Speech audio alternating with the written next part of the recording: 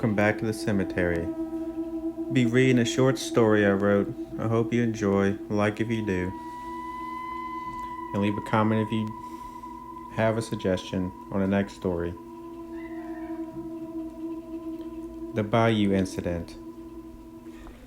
A few high school friends drove out to the bayou for a relaxing canoe trip, but it would soon be anything but. As they embarked down the bayou, nothing was out of the ordinary, just a couple of friends enjoying a much-needed break. There was Billy, the oldest, and Karen in the first canoe, and then Joe and Lucy in the second. Billy has navigated this bayou many times in the past with his father, but his overconfidence might be their downfall. They gently paddled around the bends of the bayou, laughing and carrying on like kids do. As Billy guided them down the bayou, Lucy had a bad feeling about the direction they were taking. The bayou water, for some reason, became blacker, and the sun started to be shielded by the dead overhanging branches, covered in moss and tangled vines. "Are you sure we're going the right way?" Lucy asked Billy. "Don't worry. I know this bayou like the back of my hand," Billy replied confidently. Lucy let it go, but was still unsure.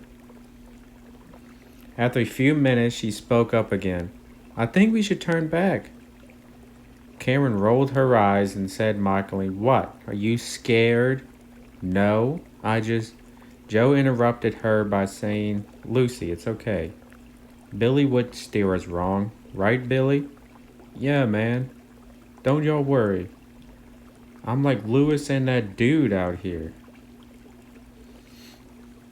But Lucy still wasn't convinced, especially when their canoe ran aground. "See, I told y'all we should have turned back," Lucy shouted nervously. "Oh my God, Lucy, stop being such a downer," Karen told Lucy. "Well, we can't just sit here. We gotta get out and carry the canoes till it gets deeper again." Joe turned back towards Lucy and said, while placing his hand on her knee, "Don't worry, I won't let anything happen to you." Lucy smiled at Joe before shyly turning away. They all guided their canoes and lifted them off the ground. Karen looked up and saw a silhouette of a man running through the trees off in the distance. "Oh my God, what was that?" Karen shouted as she dropped the canoe. Billy felt the weight of the canoe pull on his arm and turned around and said to the group, "Will y'all just chill out? There's nothing out here." Karen and Billy picked up the canoe again and continued on. Lucy was cautiously looking around as they struggled through the shallow water and over the fallen limbs laying in the water.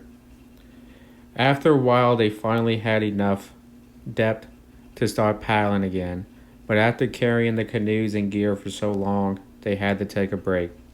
So they pulled the canoe up on the shore and sat on the bank. Karen then exclaimed, "I have to pee." "Well, go pee," Billy offered. "Are you crazy? I'm not peeing out here." "Well, then I guess you're holding it." Karen folded her arms and huffed. "Fine." She got up and cautiously started walking towards the thick tree line. Karen looked back at Lucy and asked, "Are you coming?" Lucy wrapped her arms around her knees and said, "No." Karen then walked into the woods, annoyed. After an hour of waiting for her return, the sun began to set. Billy stood up and said, "What is taking her so long?" He walked towards the tree line and started looking around for her. "Maybe she can't find a good bush," Joe said jokingly to Billy while sitting next to Lucy. "This isn't funny." Billy walked closer to the tree line, calling out, "Karen! Karen!" Joe and Lucy stayed sitting on the bank of the bayou. John leaned forward, squinting his eyes. "What is that?" Lucy looked at Joe. What is what? Lucy said fearfully. It looks like a person or something. Billy turned back around. Lucy looked across the bayou and saw a human-shaped silhouette standing in the tree line. They stood up and Lucy got behind Joe and said, I don't like this. I'm scared. Billy walked over and stood next to Joe. The silhouette faded back into the tree line.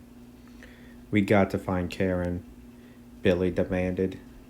The three of them walked into the woods to find Karen. After an hour of searching, they stopped, and Lucy said, huddling against Joe, we should go back. Maybe she went back already. Joe and Billy agreed, and they hesitantly walked back to the bank. When they got there, they realized that their canoes were gone. Lucy started to panic because night was closing in and Karen was still not found.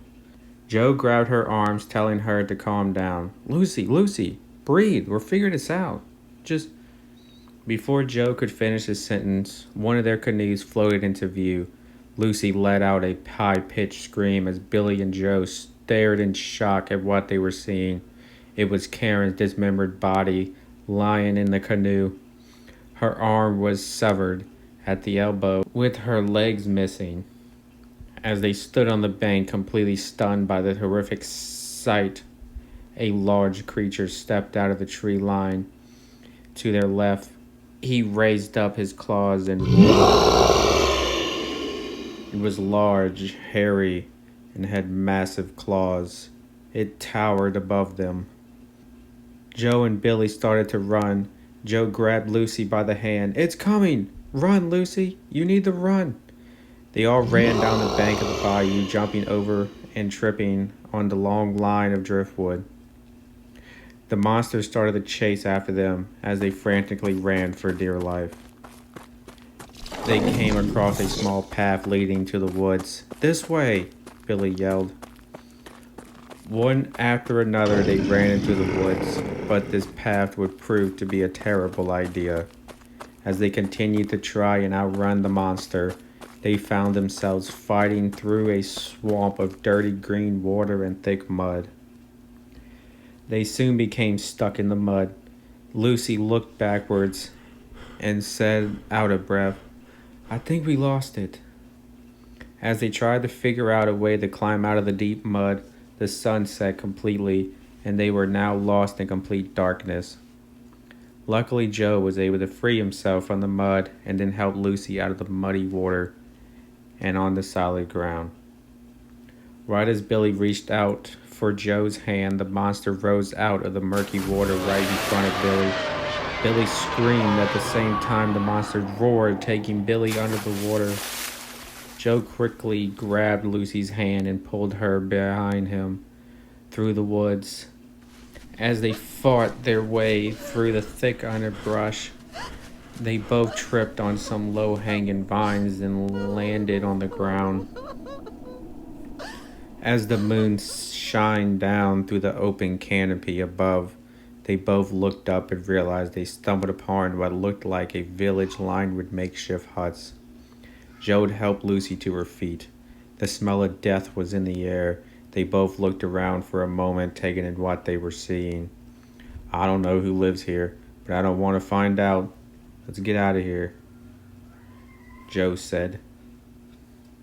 Joe once again grabbed Lucy's hand and led her around the outside of the village.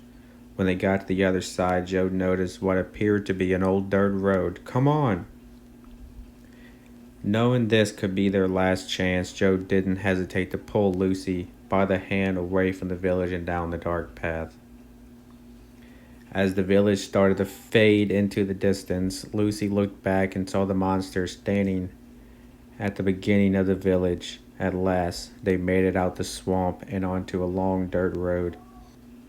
After they took a much-needed sigh of relief, they began the long journey back to civilization.